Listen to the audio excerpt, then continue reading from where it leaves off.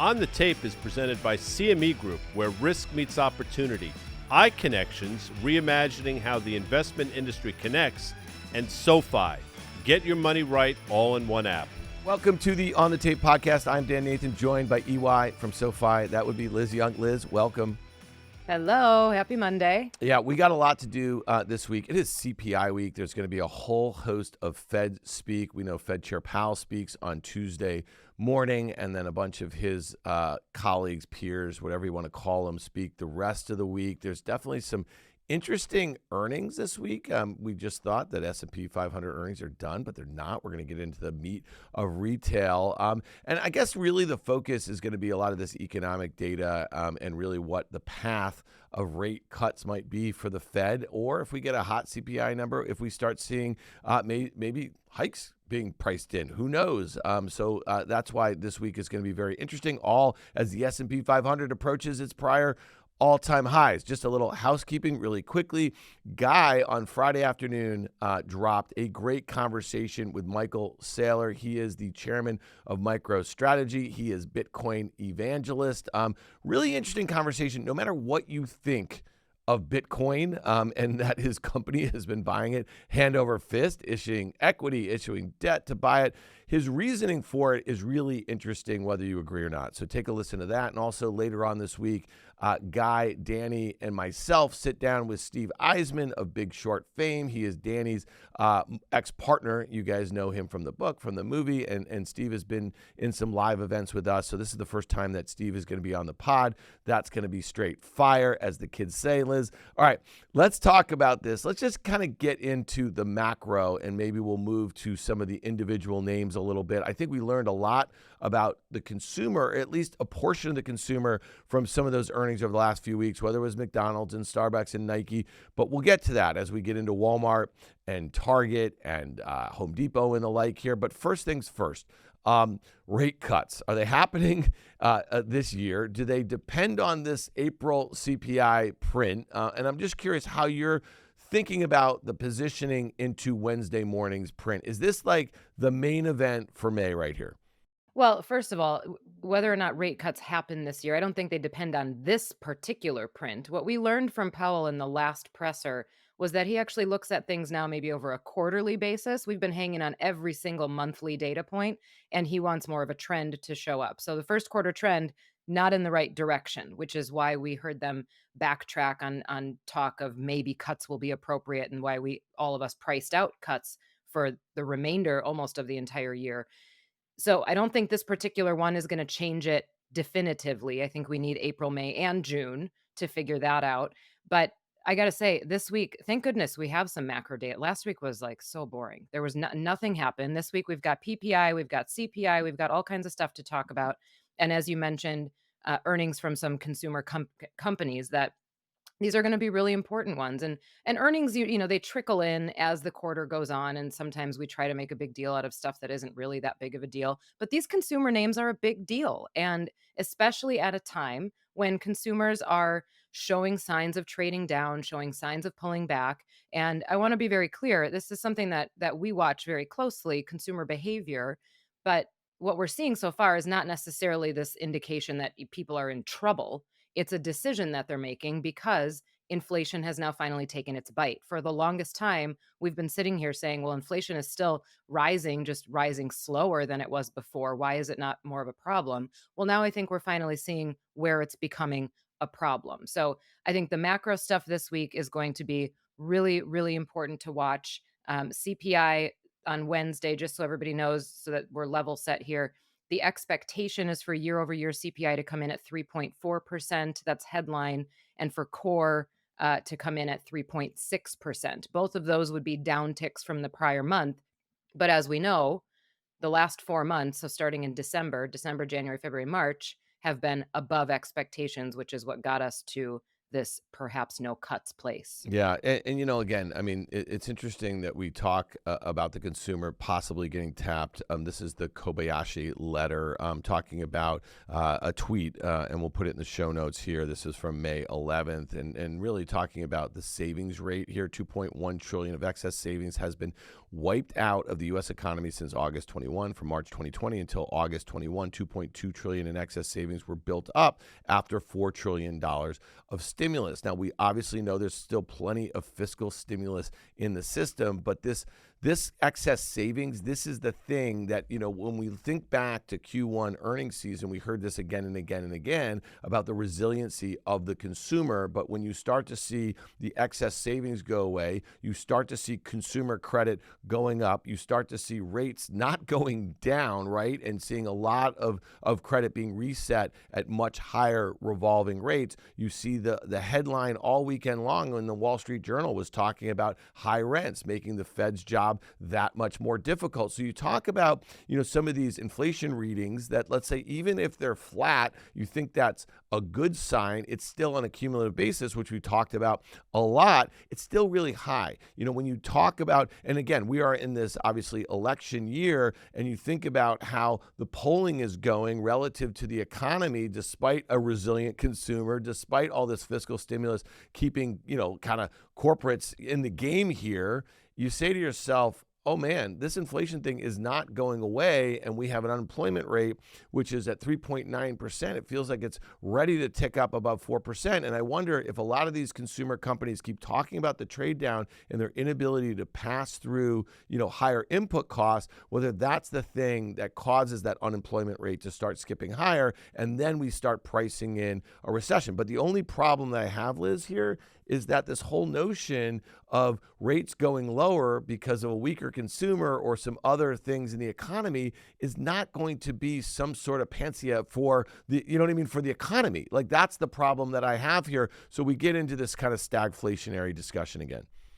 Right. Well, the bulls or people that are more optimistic would still argue that, well, rates will come down because we're just going to normalize policy and everything's been absorbed pretty well. It's all a sequence of events, and it's not just, one thing happens and we can write it off as good or bad. So when you look at you mentioned the savings rate. The last read of the savings rate, this is savings as a percentage of disposable income, 3.2%, and that's down from previous months. So that's a pretty low level. Now, generally speaking, economics, let's say 102, would tell you that a low savings rate is good. That means that people are confident. They're not feeling like they need to stockpile a bunch of cash. And during economic expansions, you do usually see the savings rate tick down. So there are some good things about that. But to your point about using up the excess savings, the stockpile of excess savings started bleeding. I have to remember the number exactly. I want to say it was at a rate of like 50 to 60 billion a month last year. So we knew that it was coming down, and people were spending it, and that was supporting spending. And that was perhaps part of the point of stimulus, was to support spending. So it worked. Savings started to bleed. People put it back into the economy. Demand stayed high. That's all fine and good until we find out that rates are not going to come down when we planned for them to come down, and that wage growth has not exactly kept up with inflation. So now not only have savings bled down, but people are having to spend more on necessary goods than they've gotten as wage increases. So this is exactly what we're seeing right now. And again, this is not necessarily an indication that something is terribly wrong or that the consumer has broken. But to your other point about the pass-throughs, I think we are now at a point where consumers are like, no more. I'm not taking any more pass-throughs. I will not spend any more on this latte. I will not spend any more on these eggs, right? And making spending choices because of that.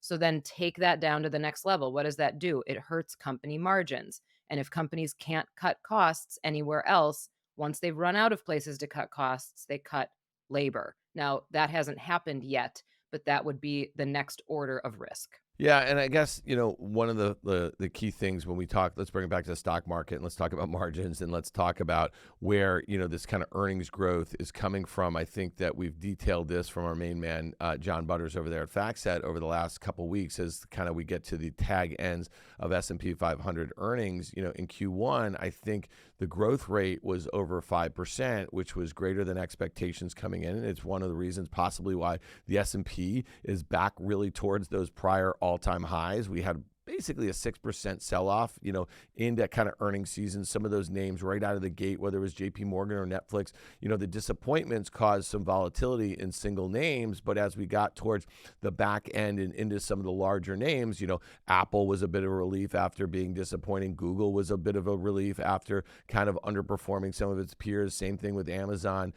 So I think that if you think about the reliance on the S&P 500, and this is something we talked about from Butters heading into earnings season, I think expectations for 495 stocks for earnings growth going into Q1 was basically down maybe 1 or 2%. And then you had the Mag 7 or whatever, let's throw Tesla out of there, and even Apple that, is flat growth. Those other 5 names were causing, the index to be up low single digits percentages as an expectation in the print, and they came in slightly better than expected. So that's why you have the S&P back at all-time highs for whatever reason. Now, my question to you is, what powers a move higher as we break, let's say we break through those prior all-time highs and then get a 5% or so move to the upside? We're already up basically 10% on the year. And that's why I think this week's earnings are really important. Let's just think about Walmart and Home Depot as a bit of a split screen. And really what you just said about the consumer,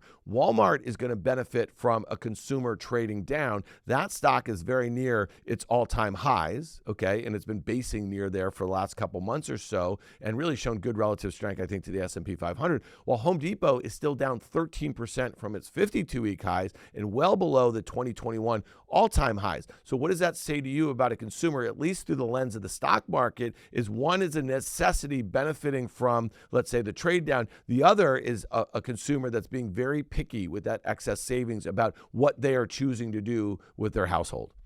Yeah, so a couple things in there. When you think about what people spend money on at Home Depot, I mean, obviously there's a variety of products, but there's a big bunch of products that are what are considered durable goods. So they're bigger ticket items. And when the consumer is strapped or feeling like maybe they at least want to push the pause button and say, let's just wait and see how things go. I don't want to spend too much on that kitchen remodel right now.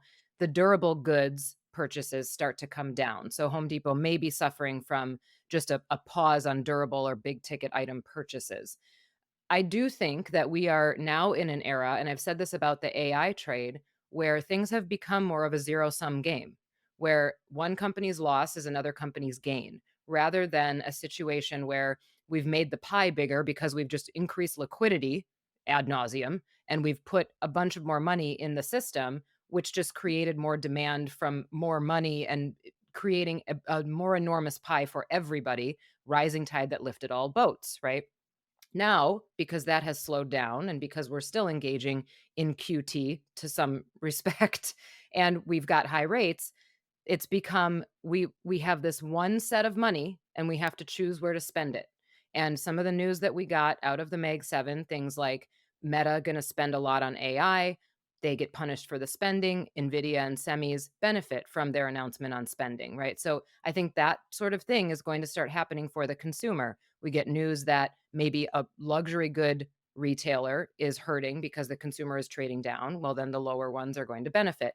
But no more is there just all of this random money coming into the system and creating a bigger pie. So there are going to be trade-offs.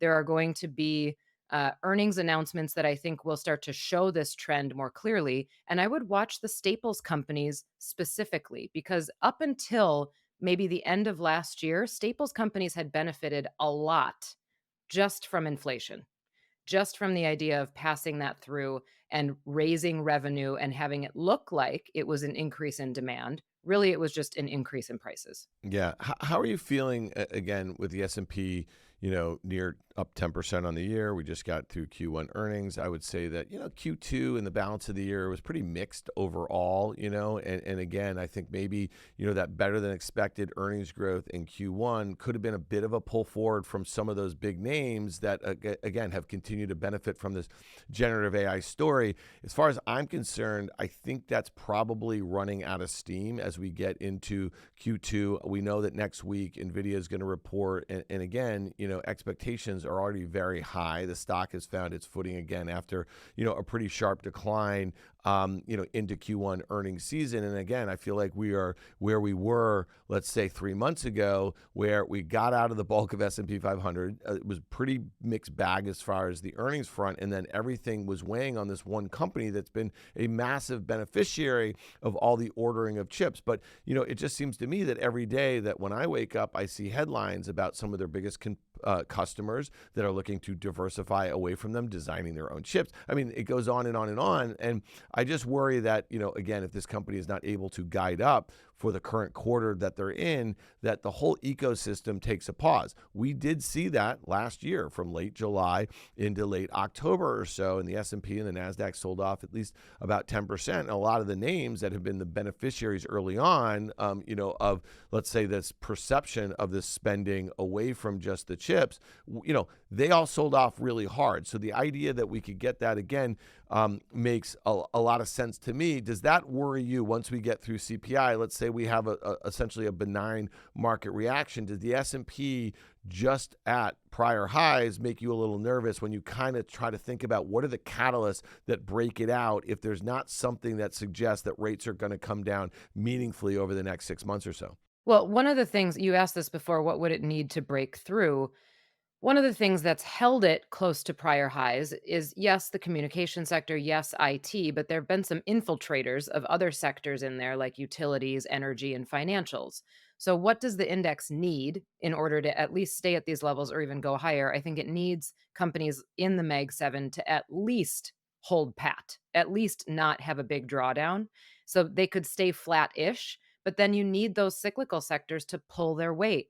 Utilities, I don't know how much longer utilities is going to last as an AI trade, but I think Utes could stay up there. It's such a small weight in the index. That's not going to be the one that takes us higher, right? You need things like industrials to continue going up. You need things like financials to continue going up. But even when you dig deeper into financials, I mean, this is the case in most sectors. You dig deeper into financials, Berkshire Hathaway falls into financials, and it's not really what we typically think about as a financial company. So you need the banks to hold up. You need capital markets activity to hold up.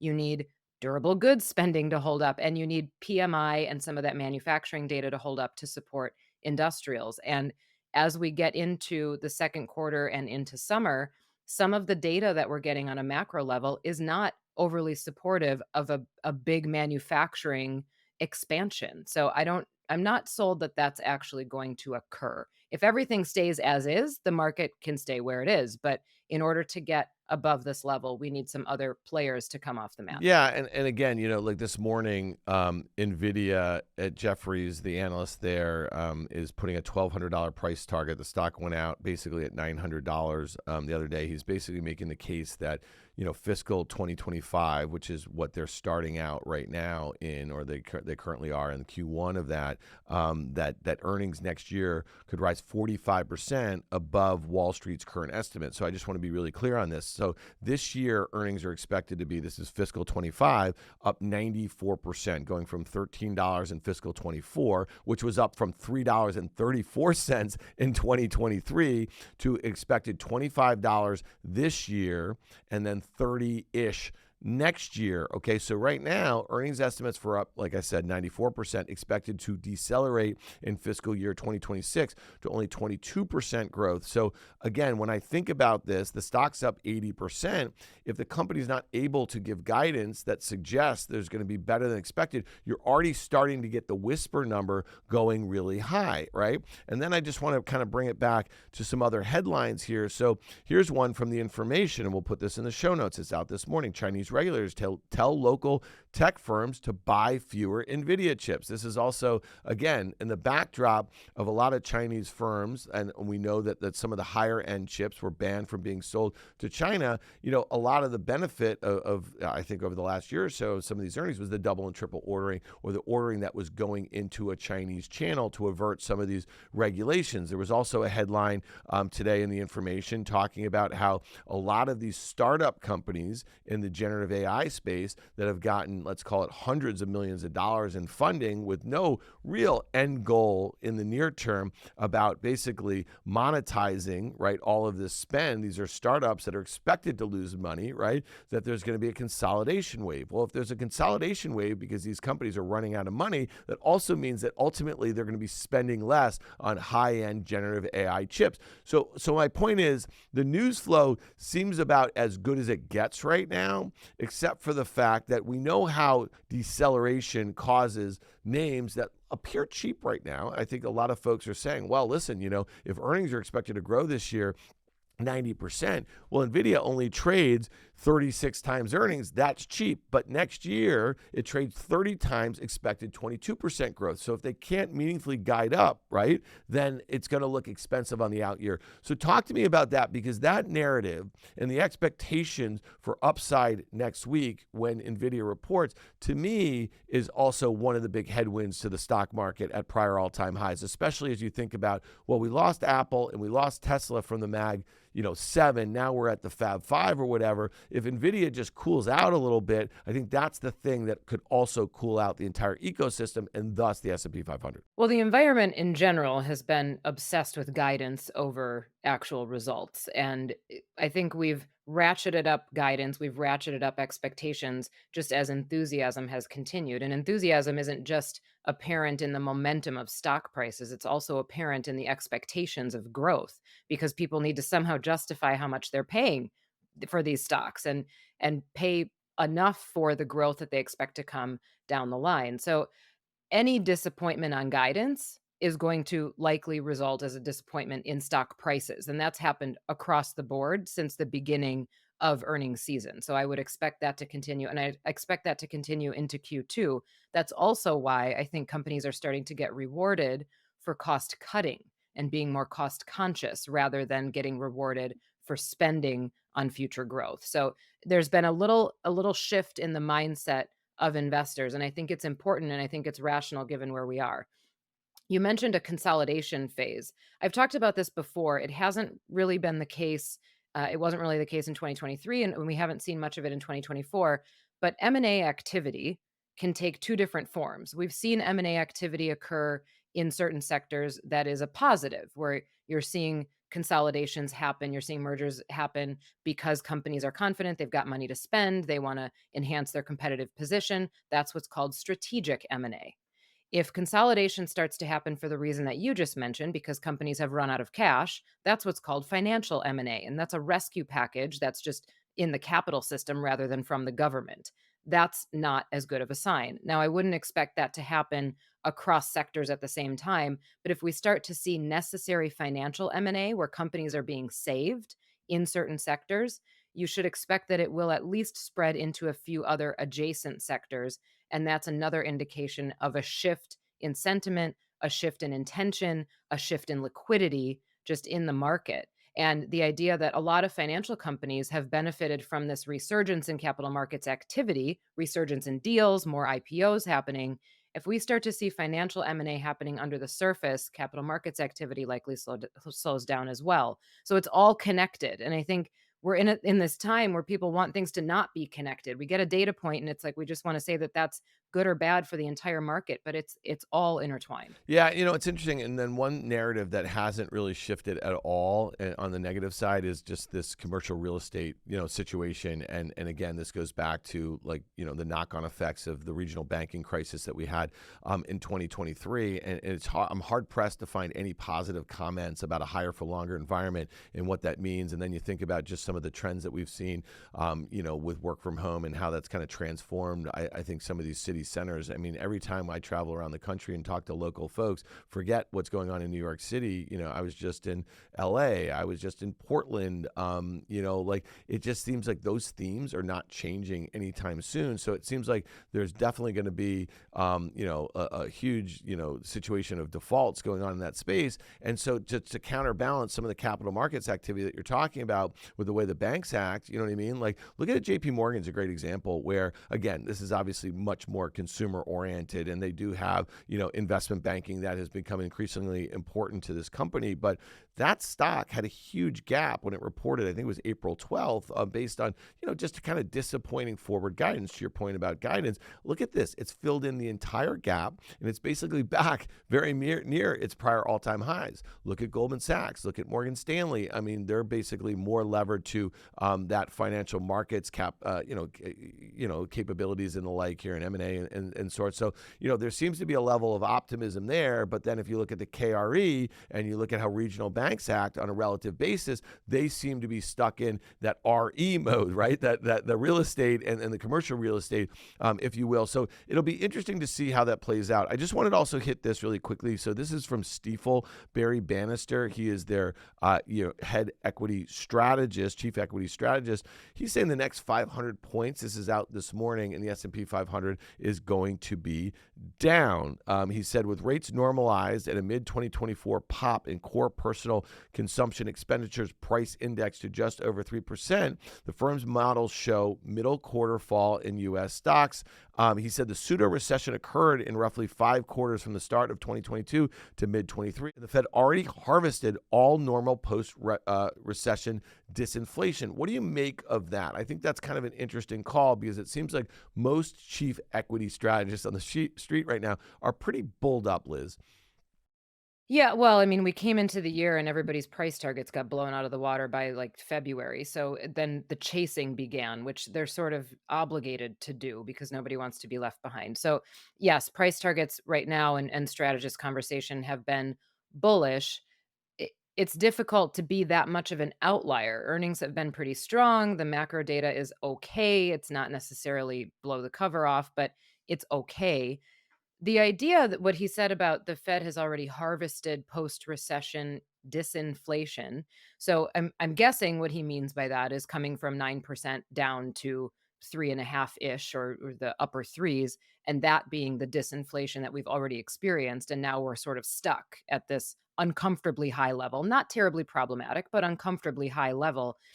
I would agree with that. And even if you look at the commodity complex, I mean, commodities have been driven up by metals mostly. Energy's had a little bit of a contribution, but mostly by metals, which is just sort of an odd place to be in the economy. Agriculture is down, but then we've got these sticky spots of inflation and food prices that have stayed high and rent that has stayed high, all of the necessary things, transportation costs that have stayed high, where the problem is actually that inflation was so high at some point and has not come down to a negative level. So his point that we've already harvested all of the benefit of that, I think is probably true.